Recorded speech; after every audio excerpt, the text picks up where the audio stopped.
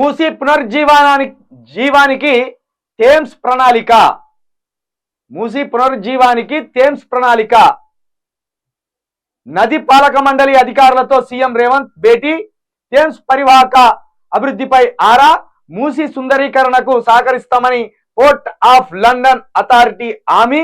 London లోని Thames నదిని నిర్వహిస్తున్న తీరు, అక్కడి రివర్ ఫ్రంట్ ప్రాజెక్టును అభివృద్ధి చేసిన విధానాలను తెలంగాణలో మూసీ నది పునరుజ్జీవానికి వర్తింపజేయడంపై ముఖ్యమంత్రి రేవంత్ రెడ్డి దృష్టి పెట్టారు. లండన్ లో పర్యటిస్తున్న సీఎం శుక్రవారం థేమ్స్ నదిని సందర్శించారు. మూసీ నది పరివాహక ప్రాంతాన్ని సుందరీకరించడంలో వీళ్ళు థేమ్స్ నదికి సంబంధించిన బోర్డు వాళ్ళు సహకరిస్తా ఉంటారట. ఇగో ఇప్పుడు వీళ్ళు ఇచ్చిన 413 హామీల్లో మూసీ నదిని ప్రక్షాళన చేస్తాం అని కానీ, మూసీ నదిని సుందరీకరణ చేస్తామని కానీ లేవు. లేని దాన్ని ముందటేసుకున్నాడు, ఉన్నదాన్ని పక్కకు పెట్టిండు. రైతులు పంట వేసుకునే పంట కాలం అయిపోయింది అని రైతులు ఏడుస్తా అంటే, రైతు బంధు దేవుడా రేవంత్ రెడ్డి నువ్వే మాకు దేవునివి, రైతు బంధు దేవుడా అని వాళ్ళు మొర పెడతా అంటే, నేను మూసీ నదిని పౌడర్ అద్దుకత్తా, మూసీ నదికి సెంటు కొట్టుకత్తా అంటాడు. అడిగింది ఈ ముందు నువ్వు ఏదైతే బుక్ ప్రింటింగ్ చేయించినావో దుద్దిల శ్రీధర్ బాబు గారితో, ఇలా ఉన్న 23 మందితోటి 413 హామీలు ఏవైతే ఉన్నాయో అవిటిని నెరవేరుస్తాం, 2 లక్షల రుణమాఫీ వెంటనే ఖతమైపోతుంది, 7,500 రూపాయల రైతు భరోసా వస్తుంది అని ఏదైతే చెప్పిందో మీరు, అది చేయకుండా మూసీకి శివుడు గారుతుంది ముక్కు జీవితం, మూసీకి దగ్గర వాసన వస్తుంది మొత్తం పౌడర్ అద్దుకత్తాం, ఈ కథలు ఎందుకు? సరే మూసీ ప్రక్షాళన కావాల్సిందే. మూసీ మంచినీటి సరస్సు ఒకసారి మంచినీటి నది, ఆ నదికి మళ్ళా రావాలంటే అది చాలా గది.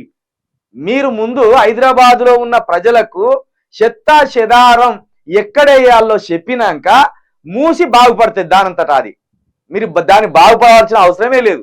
ఇప్పుడు మూసి నది మొత్తం దీన్ని చుట్టుముట్టి ఉన్నది కదా, మనము చెత్త ఎక్కడ వేయాలి?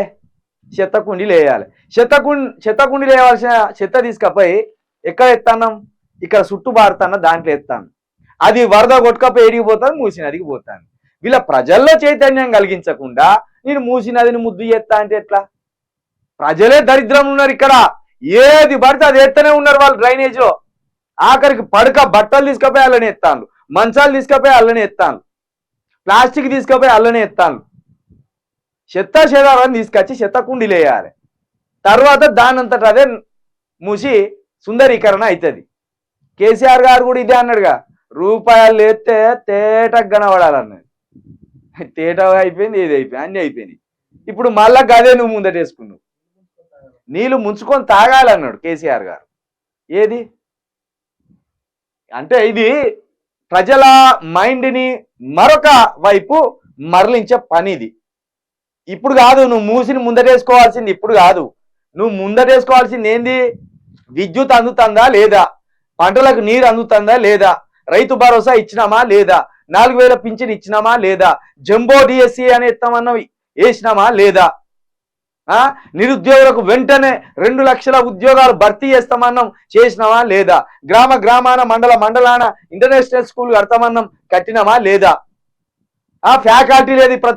ప్రతి గవర్నమెంట్ కాలేజీలో ఫ్యాకల్టీ లేదు, ప్రతి గవర్నమెంట్ స్కూల్లో ఫ్యాకల్టీ లేదు.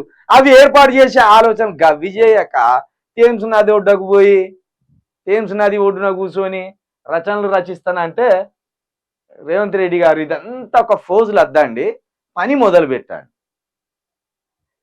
ఫోజులు అద్దు మాకు.